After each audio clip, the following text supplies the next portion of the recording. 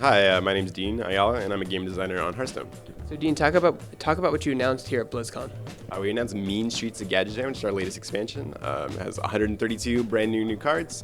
We're introducing the tri-class mechanic, which is super exciting to us. We get to introduce like these three families and talk about like Gadgetzan, and it's fun to create really sort of like a new, like what is Gadgetzan reimagined, I guess, and what characters are part of this area now. So yeah, it's our brand new expansion, Mean Streets of Gadgetzan. It's gonna be awesome.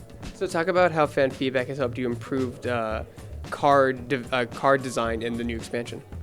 Geez, I've been working on sets now since the first one, Extremis, and it's extremely helpful. I think that one of the biggest things we learn over time is how important it is to introduce new cards that are creating new archetypes as opposed to just new cards that people are putting in their deck. Because it's a lot different to have, Ramp Druid or Freeze Mage and be like, oh, here's Ramp Druid and new cards came out. Let me put these 8 new cards in my Ramp Druid. And then people queue up on ladder and they're like, great, Ramp Druid, awesome. So I think something that we really, really focus on, especially Mean Streets of Gadgetzan, is creating cards that create new archetypes. And I think that cards like Kazakis, they really do that. Like, people aren't playing as much, like the no duplicates mage and priest and warlock, and giving people more resources and still having Reno Jackson around.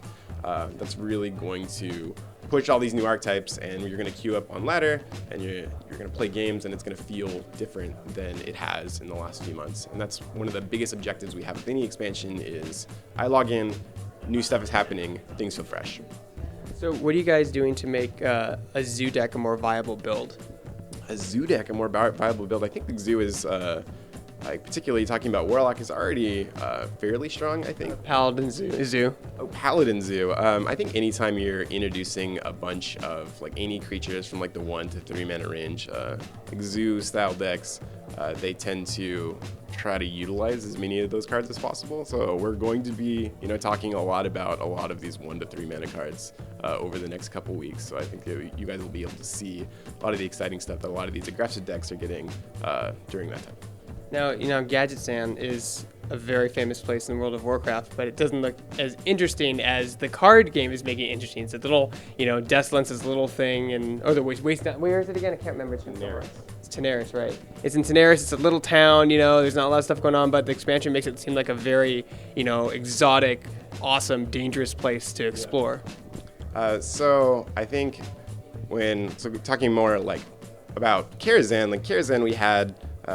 There's Magic Castle, and it's really cool, and it means a lot of different things over the course of the Warcraft timeline, and we were able to sort of reimagine what is Hearthstone's story with Karazhan, and that's really fun to get to explore that. And with Gadgetzan, we had sort of the idea like, oh, this big bustling town with all these like new interesting characters, and where in the Warcraft universe makes the most sense to do that.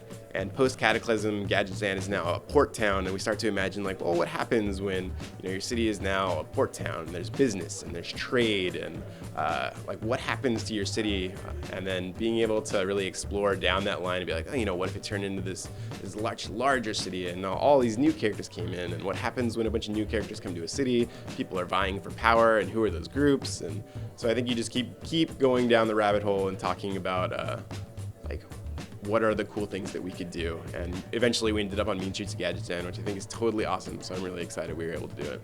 Now, as a game designer, what does a card game open up for you creatively over like an MMO or an action game?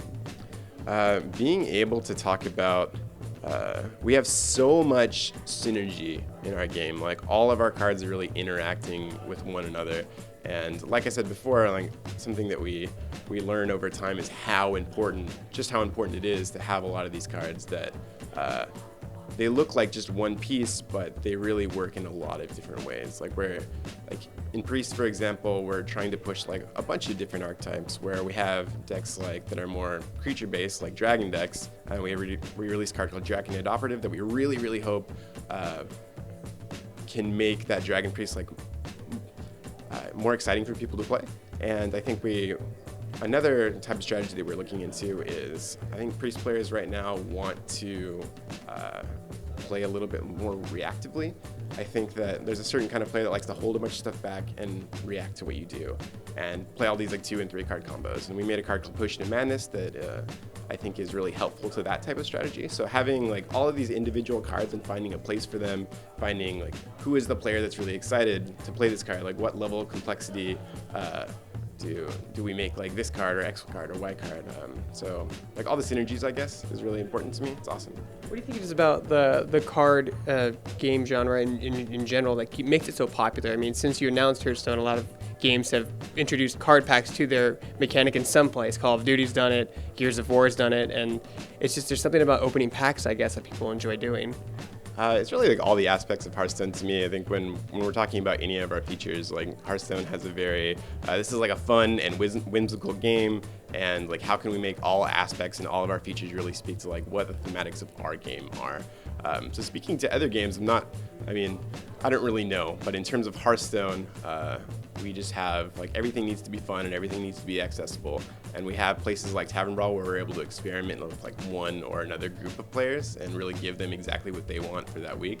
But in general, something I think that makes Hearthstone very successful is the fact that we're trying to make everything as accessible as possible and as fun as possible, and that is the first thing that we're looking above all else. Do you think eventually in Hearthstone we'll see more reactive cards right now? Because the only thing you can do on your opponent's turn are traps and maybe some very specific card abilities on the table. But will we see like maybe interrupts in the future that you can actually play on your opponent's turn? I mean, a lot of us have played, all the card games. Every time a new card game comes out, we're playing it and we're trying to understand, like, what everyone is doing and what are the interesting things going on. And of course, that's something that we've talked about. We've talked about things like, graveyard mechanics and doing things with discard piles. And a lot of that stuff is really interesting. But for now, I think there's enough space for us to explore without trying to get too crazy in terms of like adding, a new user interface to like the game board or anything like that. So I think right now we're exploring like what are some new keywords that we could introduce that are really, really cool. Stuff like tri-class cards. I think there's a lot of space to explore. So, of course, that's stuff that we talk about. It's something that, this definitely will never happen. Nothing like that, but not something in the near future. And when does the Mean Streets of Gadgetzan come out? The Mean Streets of Gadgetzan will be out in early December.